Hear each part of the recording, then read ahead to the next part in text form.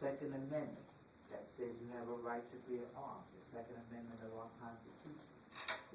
They argue over what does the Establishment Clause and the Free Exercise Clause in our Constitution about religion mean. Okay? They argue that somewhere along the line in the Second Amendment, it seems like the Constitution says something like the people have a right to bear arms and to have a militia. Something like that. Okay? Now, arguing about the Second Amendment and whether people should have arms or not, one person would argue, well, the Constitution says you have a right to bear arms. And so they go into court arguing, this is what they mean. I can carry a gun if I want to.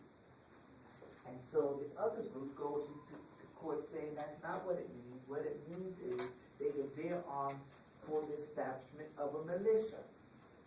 And so they go and argue that aspect of it. You with me so far?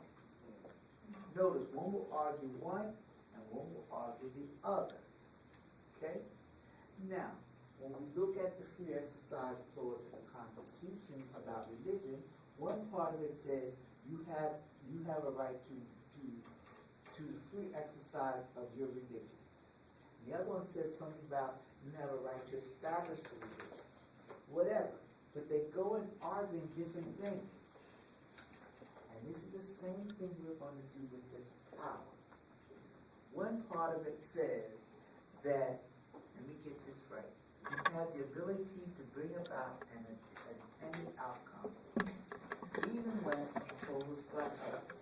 Now they have looked at both of those clauses and separated them and said that the ability to bring about an intended outcome is what they define as the power to clause.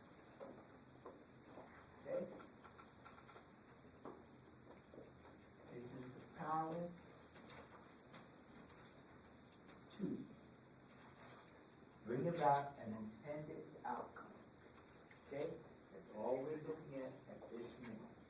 What does that mean? Okay?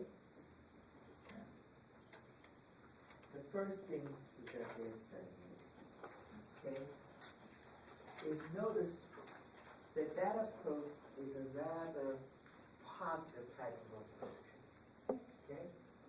It's an approach that says, look, you're coming in here, all you want to do is accomplish certain things. So what did they argue? They first say that, first of all, and I should maybe go back a little bit, and that's the power to, as opposed to the, what's in it? Power, what word am I looking for? Over. Thank you. Okay. Now, they take those two clauses, and the first clause we're treating as power to. Okay? Now note that they are not necessarily exclusive, just like I said before. Nothing that we've talked about says it has to be one or the other. Very often it's a combination of something. Nothing is purely one theoretical approach to looking at the problem. It's usually a combination of approaches looking at a problem. Okay? So the power over would be the power split. That's where it would probably end up.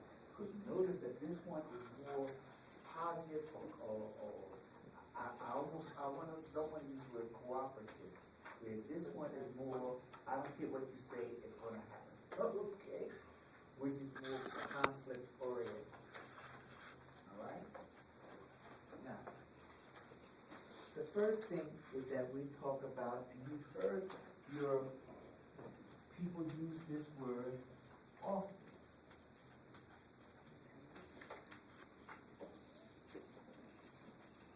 Your word empowerment. Okay? And this is what we mean by empowerment is probably your definition, the power to bring about an intended outcome. Okay? Now, Now, where does empowerment show up? When do you engage in empowerment? What happens in the world? Where's your empowerment? See? Well, that's in voting, okay? But what does empowerment mean? Now we see the words, but what does that mean? See, you use words and you don't think through. What does empowerment mean? What does it mean when you say, let's say you're going to empower yourself? How are you empowering yourself? You're educating yourself. And why are you educating yourself? To better yourself and to bring about change.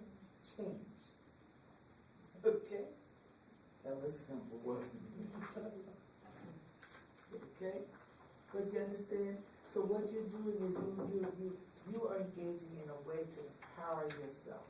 And notice that very often, okay, that empowerment is taking place very much often with us at a micro level. Okay?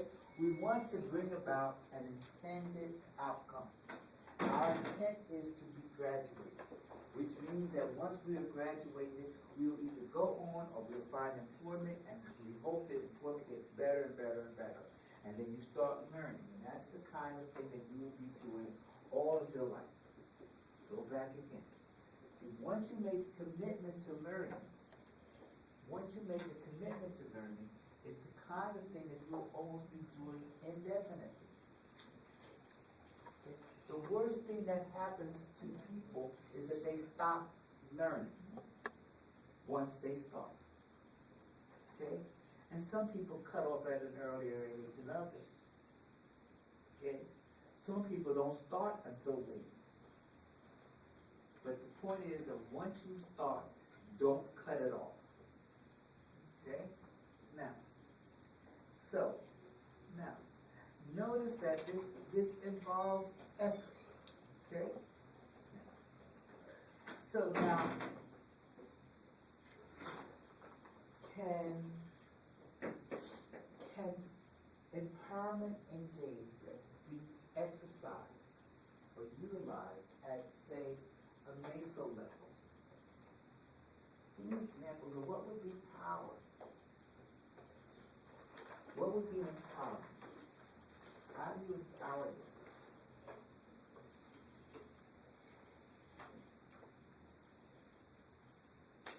Okay. Let me help you. But see, here's what happens. Okay, what we're looking at are ways that people go about doing it. What do you think unions are about? What are unions about? Unions are about empowering the people as a group to do something. That's why people form unions. Okay? What do you think organizations are about? What do you think Mothers Against Drunk Driving is about? Empowering people to do something against the drunk driver. You follow me? So that's the meso level. I thought that was macro. Well, let's go back. Remember, nothing's exclusive. Okay? Now remember that when we start with Mothers Against Drunk Driving, what happens?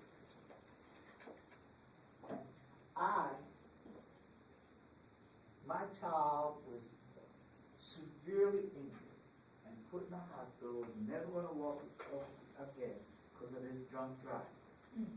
And I am sick of it. So, I get on the internet, or I call somebody who said, look, this happened to you too, didn't it? Yes. Well, we should do something about it. And then before you know it, that micro level interaction changes into a bigger interaction. You with me so far? Okay? Now, at the point, we start saying, well, let's start doing more and more and more. And so then we get a whole group of people that start saying, well, look, let us do something about it in this state. Let's go over here and change, see if we can get to change the Lord change in New Jersey. Okay? So now we're trying to get enough people together that we form an organization, that the organization is now talking about change. We have to make sure. And then we start saying, let's go one step further, and we're going to move this over and start pressuring on Congress people and our United States Congress to do something about this. Now we have to back over. Okay? Now, so, this is the kind of thing that happens. Alright? So now what happens is that notice that all of these things go about empowering people. Okay?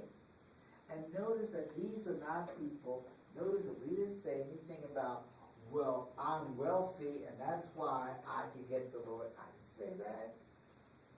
Okay? That wasn't coming out. Okay? All I said is that, look, you know, I need power to do something.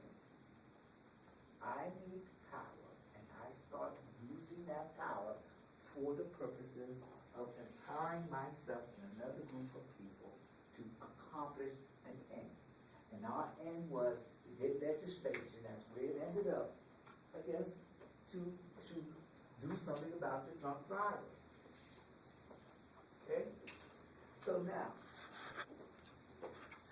now what happens is, and notice that we do this, and you'll see that your book will point out that it can involve organizations, communities, organizations, and social systems. It can do all of that. Okay? Now, what are the strategies to empowerment? Okay? What do we do? Okay, one of them is educate.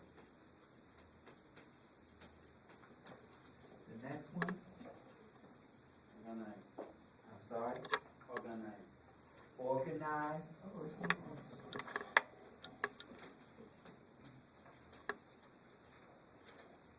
Is it more? Network. Network.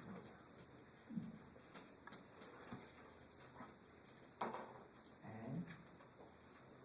That That's is it. okay. Now let's talk about them, okay? Because notice that the first thing you have to do, almost in everything that we when we talk about something, is that you have to, the first thing to solving a problem, what do you think is the first thing in terms of trying to solve a problem? What's the first thing you have to recognize? That there's a problem. See how simple that is? It's not complicated. The first thing you have to know is that there is a problem. Okay? Now, and this plays out at every level.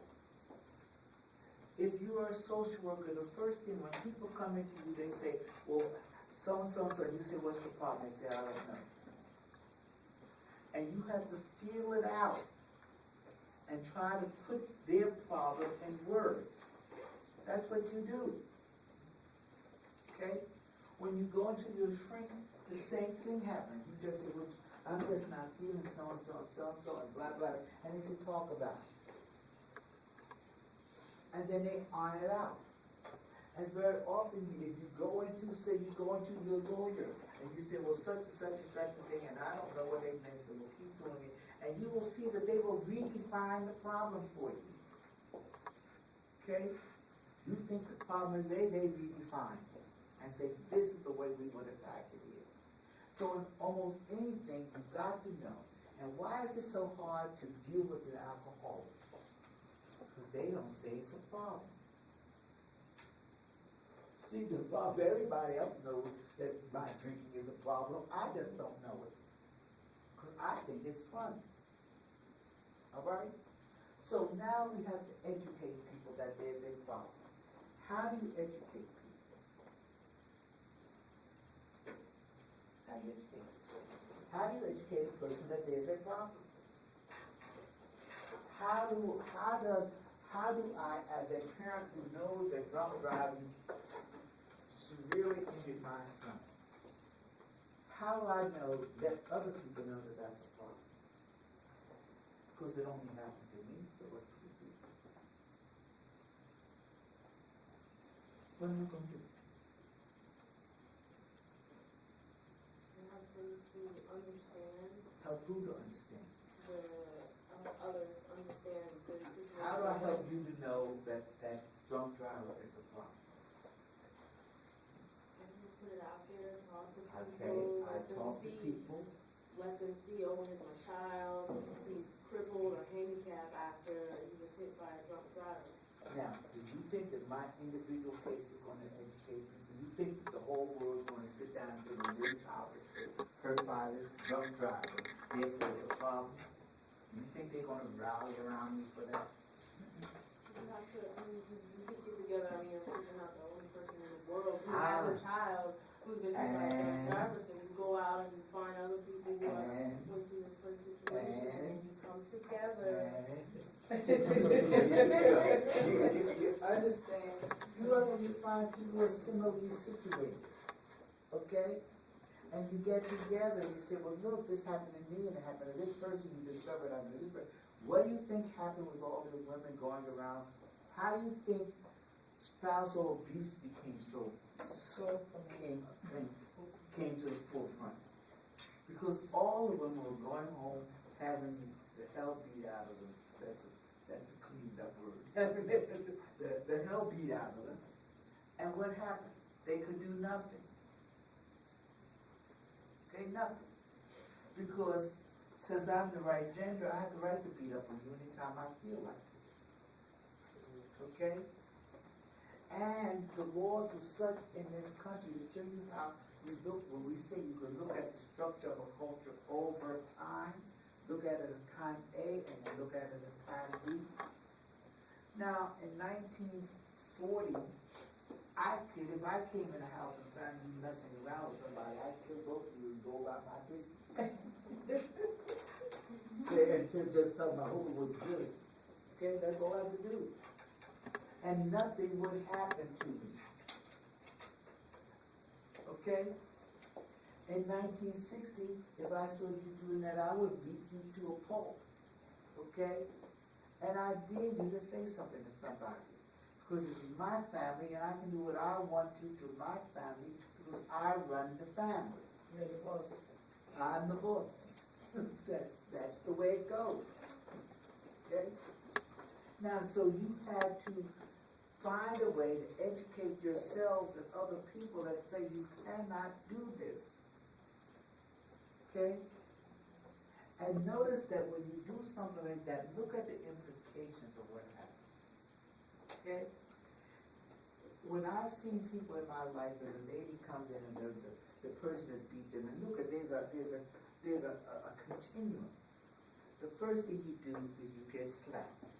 Okay? No. You get pushed. Well, pushing isn't bad, because everybody pushes. So you let that go. Then you get slapped. Okay? And then after I slap you, I say, oh, I'm sorry, honey.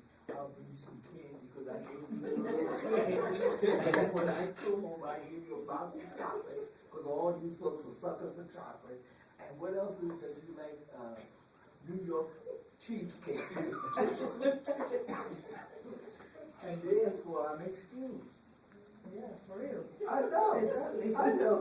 Okay. All right. And then the next time, I said, well, she took that slap. I wonder what's going to happen if I punch her. So the next time I get angry, I punch you. And you know what you do? You go around and you don't even tell your mama that this man punched me in my face, okay? And you take it. Yes, listen, I said that. Okay? Now you don't talk to me for a week, or you'll do so and so, but eventually you'll say, I forgive you because I know he loves you. That's not true. I know that's true. That's what happened. Okay? Then the next time, I said, well, she took the punch, she must be really stupid. So this time, I'm going to kick her. That's what I do. You think I'm joking, but that's exactly what I do. Okay? And you know what? Then you get all upset. And then people start saying, well, you should do so and so. So I would take that. Now, the first thing that happens is when your friend tells you that she wouldn't take that, trust me, she's already done it. Okay? And you keep that going on Exactly. until you're put in a hospital, okay? You're put in a hospital. Now, in the meantime, the law, to a large extent, would have done nothing.